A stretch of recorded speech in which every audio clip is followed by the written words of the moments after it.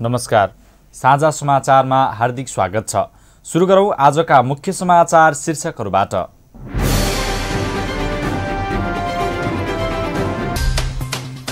Corona जोखिमका कारण नेपाली कांग्रेसको 14औं महाधिवेशन अनिश्चित, गाउँनगर अधिवेशन पनि प्रभावित हुने संकेत।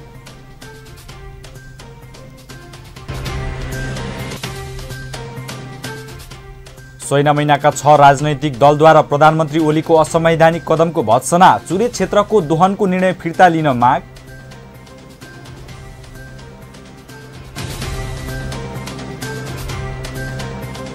र अफगानिस्तानमा बारुदी सुरुङमा दुर्घटनामा 11 जनाको मृत्यु।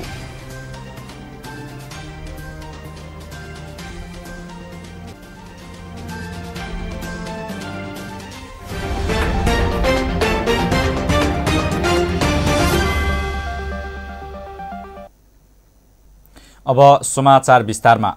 कोरोना भाइरस संक्रमणको महामारी र उच्च नेतृत्वको गुटगट स्वार्थ बढी हावी हुँदा फेरि पनि नेपाली कांग्रेसको गाउँनगर अधिवेशन प्रभावित हुने देखिएको छ। फागुनको पहिलो साताबाटै हुने भनिएको 14औं महाधिवेशन सरकारले गत पुसमा निर्वाचनको घोषणा गरेसँगै भदौको पहिलो साताका लागि सरेको थियो। संस्थापक पक्षले फागुनमा हुने भनिएको महाधिवेशनलाई पर धकेले पनि प्रतिनिधि सभा पुनर्स्थापनाले राजनीतिमा नयाँ मोड दियो। महाधिवेशनको समय मात्र पार सर्यो र अहिले फेरि कोरोनाको दोस्रो लहरले समयमा महाधिवेशन सम्पन्न गर्न कठिन हुने भएको छ। विक्रम सम्वत 2077 फागुन 6 गते सभापति शेरबहादुर देउवाको सभापतित्वमा बसेको केन्द्रीय कार्य समितिको बैठकले 2078 असार 5 गते गाउँ नगर वडा अधिवेशन र असार 7 गते गाउँ नगरपालिका अधिवेशन गर्ने कार्यतालिका सार्वजनिक गरेको थियो। सोही बैठकले साउन 1 गते प्रदेश सभा क्षेत्रीय अधिवेशन गर्ने र क्रमशः निर्वाचन क्षेत्र जिल्ला प्रदेश अधिवेशन गर्दै 2078 भदौको 7 देखि 10 गतेसम्म केन्द्रीय महाधिवेशन काठमाडौँमा गर्ने सर्वसम्मत निर्णय गरेको थियो। असार 5 र 7 गते वडा र गाउँ नगरपालिकाको अधिवेशन गराउन जेठ 24 गते केन्द्रीय कार्यालयले केन्द्रीय सभापतिबाट प्रमाणित क्रियाशील सदस्यता नामावलीको अन्तिम सूची केन्द्रीय निर्वाचन समितिलाई बुझाउने अवधि तोकिएको छ। तर कोरोनाकै कारण गाउँनगर अधिवेशनका लागि प्रतिकूल समय देखिन थालेको छ। केन्द्रीय सदस्य रमेश लेखक संयोजक रहेको केन्द्रीय क्रियाशील सदस्यता छानबिन समितिका सचिव केशव रिजालले जेठ 16 गते एउटा परिपत्र जारी गर्दै 106 स्थानमा बाँकी रहेका नामावली अद्यावधि गर्न 2078 जेठ 25 गते राति 12 बजेसम्मका लागि कम्प्युटर सफ्टवेयरलाई खुला गरिएको जानकारी दिनुभयो। औषधि र स्वास्थ्य सामग्री बोकेको नेपाली सेनाका ट्रकहरू शनिबार साँझ बेलहिया नाका हुँदै नेपाल भित्रिएका छन्। शुक्रबार मात्र 25 वटा ट्रक सामग्री लिन भारत गएको थियो। भारतबाट ती ट्रकहरूमा कोभिडसँग सम्बन्धित operating headlight, auto refractometer, BiPAP machine, ABG machine, lab microscope, light curing cordless, ICU ventilator, manual all spare, virus transport media with swab, RDP antigen kit, N95 mask, PP लगायतका सामान रहेको नेपाली सेनाको भनाइरहेको छ। त्यस्तै भारतले 6 वटा एम्बुलेन्स पनि प्रदान गरेको छ। तर यी सामग्री खरिद गरी आएको वा भारत सरकारले सहयोग प्रदान गरेको भन्ने केही पनि खुलेको छैन। यस विषयमा नेपाली सेनाका जनसम्पर्क प्रमुख जनरल सन्तोष बल्लभ पौडेललाई सम्पर्क गर्दा उहाँले यो सेनाको नियमित कार्यमध्ये रहेको बताउनुभयो। भारत सरकारले कोभिड रोग नियन्त्रणसँग सम्बन्धित 25 वटा ट्रक भारत गएर नेपाल फर्किएको रूपन्देहीका प्रमुख जिल्ला अधिकारी असमान तामाङले जानकारी दिनुभयो। रूपन्देहीको शैन महिनामा राजनैतिक दलहरूले प्रधानमन्त्री केपी शर्मा ओलीले संविधान विरोधी र राष्ट्रघाती कदम चालेको भन्दै भत्सना गरेका छन्। आइतबार संयुक्त विज्ञप्ति जारी गर्दै शैन महिनाका 6 वटा विभिन्न राजनैतिक दलहरूले प्रधानमन्त्रीले प्रतिनिधि सभा विघटन गरी संविधान मिच्ने काम गरेको र राष्ट्रघाती र जनघाती काम गरेको आरोप लगाएका छन्। कोरोना महामारीको बेला राज्यका सम्पूर्ण शक्ति कोरोना नियन्त्रणमा लगाउनु पर्नेमा सरकार भ्रष्टाचार र कमिसन तन्त्रमा लागेको भन्दै दलहरूले उक्त कार्यको भत्सना गरेका छन्। दलहरूले प्रतिनिधि सभा विघटन भएको र निर्वाचनको मिति घोषणा गरेर अवैधानिक काम गरेको आरोप लगाउँदै यस्तो बेला मन्त्री परिषद पुनर्गठन गरेर लोकतान्त्रिक मूल्य र मान्यताको धज्जी उडाउने काम गरेको बताएका छन्। नेपाली कांग्रेसका सभापति रामप्रसाद अधिकारी, नेकपा माओवादी केन्द्र सैना महिनाका संयोजक नारायण महत, नेकपा एमालेका संयोजक नरेन्द्र पोखरेल, जसपा नेपालका सैना महिना संयोजक टोपराज पाण्डे, राष्ट्रिय जनमोर्चाका सैना महिनाका अध्यक्ष लालबहादुर छेत्री र नेकपा क्रान्तिकारीका अध्यक्ष एकदेव पौडेलले विज्ञप्ति जारी गर्दै तराईलाई मरुभूमिकरण गर्ने गरी चुरे क्षेत्रको ढुङ्गा गिटी र बालुवा भारत निकास गर्ने सरकारको निर्णय राष्ट्रघाती रहेको र तत्काल उक्त निर्णय फिर्ता लिन माग पनि गरेका छन्। सर्वोच्च अदालतले गण्डकी प्रदेशबाट सदस्यबाट कारबाही गरिएका कृष्ण थापालाई प्रदेशसभा सदस्यको रूपमा काम गर्न दिन अन्तरिम आदेश जारी गरेको छ। आइतबार सर्वोच्च अदालतका न्यायाधीश डाक्टर कुमार चुडालको एकल इजलासले थापा प्रदेशसभा सदस्यको रूपमा काम गर्न दिन अन्तरिम आदेश दिएको हो। इजलासले विपक्षीहरूलाई 15 दिनभित्र थापामाथिको कारबाहीबारे लिखित जवाब दिन पनि आदेश दिएको छ। गत वैशाख 29 गते हुने भनिएको सरकार गठन सम्बन्धी दाबीमा प्रदेशसभा सदस्य थापाले हस्ताक्षर गर्न अस्वीकार गरेको भन्ने मुख्य कारण देखाई उनलाई राजनीतिक दल सम्बन्धी ऐन 2073 को दफा 35 बमोजिम सांसद पदबाट हटाउन नमिल्ने इजलासको ठहर रहेको छ।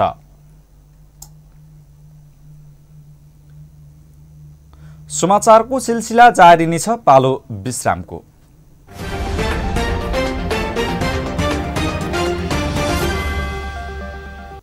विश्रामपछि साझा समाचारमा पुनः स्वागत छ। अब बाँकी समाचार। नेपालमा कोरोना भाइरसका सक्रिय संक्रमितको संख्या 90,000 भन्दा तल झरेको छ। पछिल्लो 24 घण्टामा 6,636 जना निको भएसँगै सक्रिय संक्रमितको संख्या 89,217 मा झरेको स्वास्थ्य तथा जनसङ्ख्या मन्त्रालयले जनाएको छ। यस्तै पछिल्लो 24 घण्टामा 3,479 जनामा कोरोना संक्रमण पुष्टि भएको छ। 10,471 जनाको पीसीआर परीक्षण गर्दा 3,024 जना र 3,262 जनाको एन्टिजेन परीक्षण गर्दा 455 गरी 3,479 जनामा संक्रमण पुष्टि भएको हो। पछिल्लो 24 घण्टामा परीक्षण गरिएका नमुना मध्ये 28.9% मा कोरोना संक्रमण पुष्टि भएको मन्त्रालयले जनाएको छ। यस्तै पछिल्लो 24 घण्टामा प्राप्त विवरण अनुसार थप 49 जनामा कोरोना संक्रमणबाट ज्यान गएको छ। यो सँगै नेपालमा कोरोना संक्रमणबाट ज्यान गुमाउनेको संख्या 7,898 पुगेको छ। कोरोना भाइरसबाट बच्ने सन्दर्भमा आम जनतामा अझै पनि पर्याप्त चेतनाको अभाव देखिएको छ। कपिलवस्तुको महाराजगञ्जमा पनि जनतामा चेतनाकै अभावका कारण मास्कको प्रयोग नभएको पाइएको छ। हिन्दू युवा शक्ति कपिलवस्तुले आम जनतामा कायमी रहेको अनभिज्ञता हटाउन मास्क वितरणलाई प्रभावकारी बनाएको छ। एक रिपोर्ट। कोरोना महामारीको बेलामा पनि सुरक्षाकर्मी र स्वास्थ्यकर्मीहरूले जोखिम मोलेर मास्क वितरण गरेका छन्। स्थानीय जनतामा अझै पनि कोरोनाबाट अपनाउनु पर्ने स्वास्थ्य सावधानीका विषयमा अनभिज्ञता प्रकट भइरहेको बेला हिन्दू युवा शक्तिले मास्क वितरणको काम मात्रै होइन, स्थानीय जनतालाई कोरोनाबाट बच्न सामाजिक दूरी कायम गर्ने, साबुन पानीले नियमित हात धुने, भिडभाडमा जाँदा मास्कको प्रयोग गर्ने जस्ता जनचेतनामूलक काम पनि गरेर जनतालाई सुसूचित बनाएको छ। कोरोना कालमा अत्यन्तै दुःख कष्ट उठाएर हामीलाई सोशल डिस्टेन्स पालन गर्नुपर्छ, हामीले बच्नुपर्छ, घरबाट बाहिर निस्कनु पर्दैन, हाम्रो हेरदेख गर्नुभयो, हाम्रो संरक्षणमा धेरै योगदान दिनुभयो। उहाँहरूलाई हामीले सम्मान गरेर मास्कहरू दिएर र आउने जाने मान्छेहरूले पनि मास्क वितरण गरियो।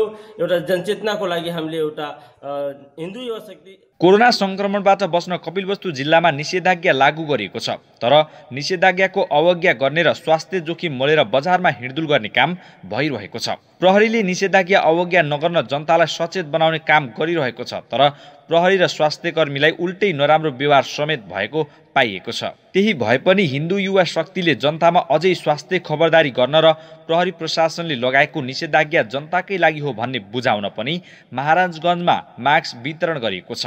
महामारीको रूपमा फैलिएको यो कोरोनामा हाम्रो प्रशासनका स्वास्थ्यकर्मीजीहरू मिलेर यस्तोमा हामीले के गरिरहेछौँ, हामी डटेर जानको बाजी लगाएर हाम्रो औषधि गरिरहेछन्, हामीलाई सचेतना गरिरहेछन्। तापनि हामीले धेरै जसा के गरिरहेछौँ, जस्तै भेरी अस्पताललाई बुझौँ, त्यस्ता विभिन्न किसिमका हामीले के गरिरहेछौँ, आलोचना गरिरहौँ, गाली गरिरहौँ। प्लिज मैले हात जोडेर सबैलाई आग्रह गर्दैछु कि यस्ता विभिन्न किसिमका जुन हामीले आलोचना गरिरहेछौँ त्यो आजदेखि अब नगरौँ। आफ्नो जानको बाजी लगाएर पनि हाम्रो स्वास्थ्यकर्मीजी र प्रशासनहरूले पनि काम गरिरहन्। उहाँलाई यस्तो किसिमका विभिन्न अबद्ध शब्दहरू पनि नप्रयोग गर्नुहोला। हिन्दू युवा शक्तिले आयोजना गरेको मास्क वितरण कार्यक्रमलाई नेपाल प्रहरी र सशस्त्र प्रहरीको संयुक्त टोलीले सहयोग गरेको छ। सर्वसाधारण मास्क वितरण गर्दै महिलालाई मास्क किन लगाउने, साबुन पानीले हात किन धुने, सामाजिक दूरी किन कायम गर्ने जस्ता सामाजिक सन्देश पनि प्रवाह गरिएको थियो। हिन्दू युवा शक्तिको उक्त कार्यबाट स्थानीय जनतामा कोरोनाबाट बच्ने उपाय र सावधानीका लागि अपनाउनु पर्ने सामान्य नियमको विषयमा जानकारी भएको छ। यसबाट कोरोना नियन्त्रणमा सहयोग पुग्ने ठानिएको छ। साझा टेलिभिजनका लागि कपिल वस्तुबाट धनीराम कोरीको रिपोर्ट।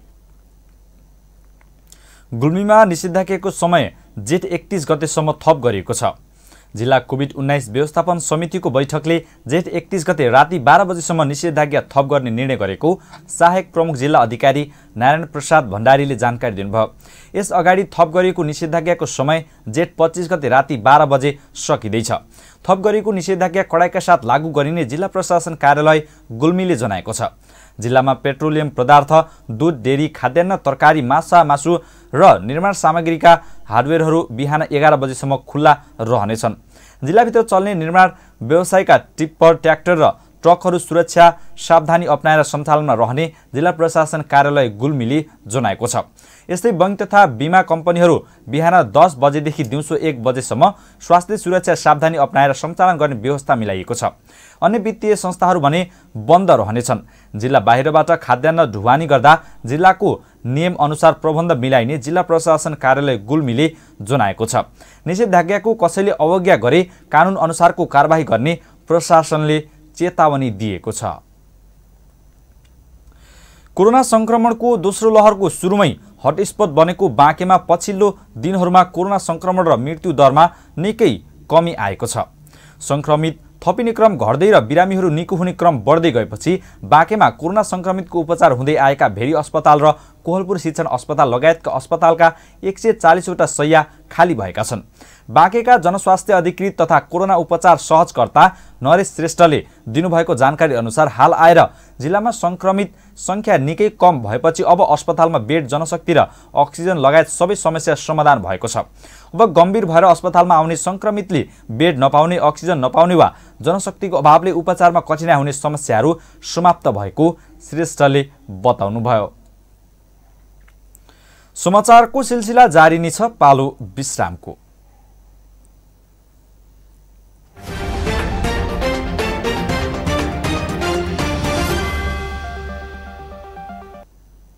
विश्रामपछि साझा समाचारमा पुनः स्वागत छ। अब बाँकी समाचार।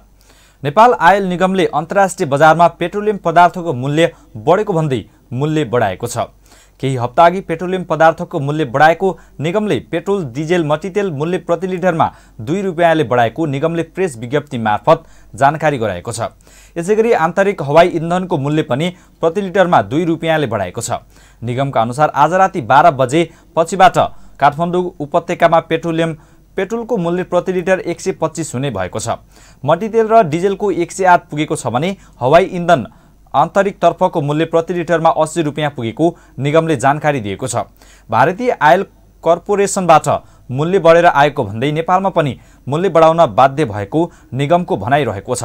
यस्तै अवस्था रहे आगामी दिनमा पनि निगमले इन्धनको मूल्य बढाउन बाध्यता अवस्था आउने समेत बताएको छ। दाङको घोरही उपमहानगरपालिका 15 स्थित गौरीदीप होटलमा जुवा भइरहेको भन्ने गोप्य सूचनाका आधारमा प्रहरी निरीक्षक मोहनजङ थापाको कमानमा खटिएको प्रहरी टोलीले छापा मारेर जुवाडे समातेको छ। होटल साहु सहित 6 जनाबाट 1,39,700 नगद बरामद भएको जिल्ला प्रहरी प्रवक्ता डीएसपी मुकुन्द रिजालले जानकारी दिनुभयो। उक्त होटल जिल्ला प्रहरी कार्यालयदेखि 300 मिटर दक्षिणमा रहेको छ। पक्राउ पर्नेमा घोरही 15 का 41 वर्षीय सुधीर नेउपाने, 32 वर्षीय सन्तोष पराजुली, 45 वर्षीय प्रकाश पोखरेल, 29 वर्षीय भीम खत्री, 24 वर्षीय होमराज रोका र होटलका साहु 29 वर्षीय दीपक थापा रहेको रिजालले बताउनुभयो। उनीहरूमाथि थप अनुसन्धान भइरहेको रिजालले जानकारी दिनुभयो।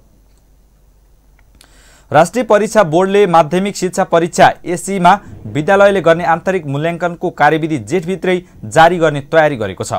विद्यालय र शिक्षकलाई विद्यार्थीको आन्तरिक मूल्याङ्कन कसरी गर्ने भनेर नीतिगत रूपमा सहज बनाउन बोर्ड कार्यविधि बनाउने तयारीमा जुटेको हो। बोर्डका अध्यक्ष प्राध्यापक चन्द्रमणि पौडेलले कार्यविधिका विषयमा छलफल भइरहेको जानकारी दिँदै यसै महिनाभित्र सार्वजनिक गरिने जानकारी दिनुभयो। विशेष गरी विद्यार्थीको मूल्याङ्कनमा नम्बर कसरी दिने भन्ने मापदण्ड निर्धारित विद्यालयमा यसका लागि कस्तो खालको संरचना हुने, मूल्याङ्कनमा को जिम्मेवार हुने लगायत विषयमा स्पष्ट पार्ने काम कार्यविधिले गर्ने जनाएको छ। सरकारले गत वर्ष पनि विद्यालयले गर्ने आन्तरिक मूल्याङ्कनका लागि कार्यविधि बनाएको थियो। सो कार्यविधिमा केही परिवर्तन गरी यसपटक कार्यविधि जारी गर्ने उहाँले जानकारी दिनुभयो। गत वर्षको कार्यविधिमा शिक्षकले गरेका कतिपय मूल्याङ्कनका कारण आलोचना पनि गरिएको थियो। लुम्बिनी प्रदेशको स्थायी राजधानी देउखुरीमा पूर्वाधार निर्माणको काम सुरु गरिएको छ। प्रदेश सभा बैठक सञ्चालनका लागि सभाहाल निर्माणको काम सुरु गरेको हो। सभाहाल निर्माणका लागि 5 करोड 21 लाखको लागतमा सुविधा सम्पन्न सभाहाल निर्माणको काम सुरु गरेको प्रदेश पूर्वाधार विकास प्राधिकरणका प्रमुख कार्यकारी अधिकृत ध्रुव मजगैयाले जानकारी दिनुभयो। यसैगरी प्रदेश स्थायी राजधानीको गृह योजना निर्माणको काम सुरु भएको छ। 3 कन्सल्टेन्सी गृह योजना निर्माणका लागि छानिएको प्रदेश पूर्वाधार विकास प्राधिकरणले जनाएको छ। चालू आर्थिक वर्ष सकिए लगत्तै देउखुरीमा आन्तरिक मामिला तथा कानुन मन्त्रालय स्थापना गर्ने योजना रहेको छ। अहिले अस्थायी राजधानी बुटोल मुकामका रूपमा रहेको मन्त्रालय निर्देशालय तथा अन्य कार्यालय स्थायी राजधानीमा स्थानान्तरणको योजना रहेको छ। लुम्बिनी प्रदेश सरकारले स्थायी राजधानी राप्ती उपत्यका देउखुरीमा प्रदेश मन्त्रालयको कार्यालय स्थापना गर्न लागेको छ। नेपाली कांग्रेस भातृ संगठन नेपाल विद्यार्थी संघ पेट्रोलियम पदार्थमा गरेको मूल्यवृद्धि प्रति विरोध जनाएको छ। नेवी संघ महामन्त्री बलदेव तिमल सिन्हा कोभिड-19 को आहतका बेला राहत दिनुपर्नेमा ओली सरकार जनताको चुलो बन्द गराउने बाटोमा लागिरहेको बताए। नेपाल आयल निगमले शनिबार मध्यरातदेखि लागू हुने गरी पेट्रोल, डिजल र मट्टीतेलको मूल्य प्रति लिटर 2 रुपियाँले वृद्धि गरेको थियो। नेवी संघले सरकारलाई उक्त मूल्यवृद्धि तत्काल फिर्ता गर्न माग गरेको छ। महामारीमा उपभोक्तालाई उपहार स्वरूप भ्रष्ट केपी सरकारले पेट्रोलियम पदार्थमा गरेको मूल्यवृद्धि प्रति घोर भत्सना गर्दछौं। नेपाल आयल निगमले पेट्रोलियम पदार्थमा शनिबार राति 12 बजेदेखि लागू हुने गरी पेट्रोल, डिजल, मट्टीतेल र हवाई इन्धनका प्रति लिटर 2 रुपियाँ मूल्यवृद्धि गर्दै पेट्रोल 125, डिजल र मट्टीतेल 108 तथा हवाई इन्धन प्रति लिटर 80 रुपियाँ कायम भएबाट पुनः सबै क्षेत्रमा चर्को मूल्यवृद्धि हुने निश्चित छ, विज्ञप्तिमा भनिएको छ। साझा समाचारमा अब पालो अन्तर्राष्ट्रिय समाचारको।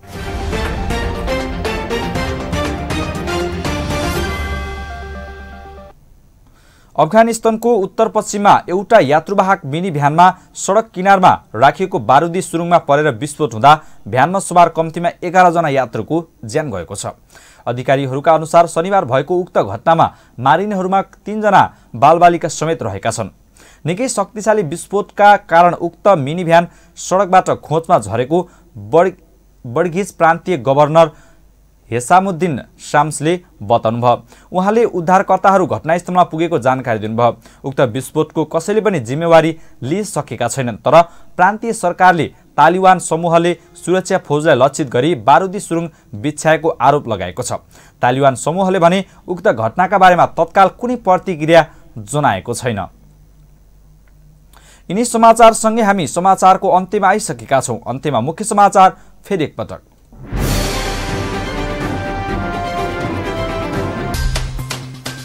कोरोना जोखिमका कारण नेपाली कांग्रेसको 14औं महाधिवेशन अनिश्चित, गाउँ नगर अधिवेशन पनि प्रभावित हुने संकेत।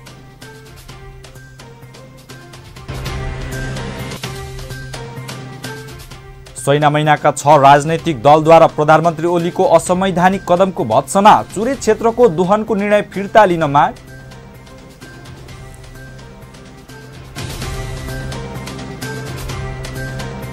र अफगानिस्तानमा बारुदी सुरुङ दुर्घटनामा 11 जनाको मृत्यु।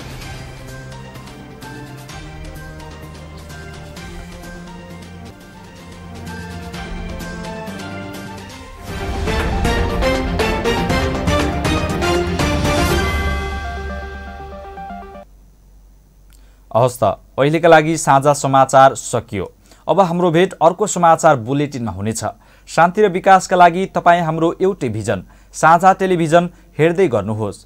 कोरोनाको जोखिम उच्च रहेकोले सबै स्वास्थ्य मापदण्ड अपनाई सतर्क रहौं। नमस्कार।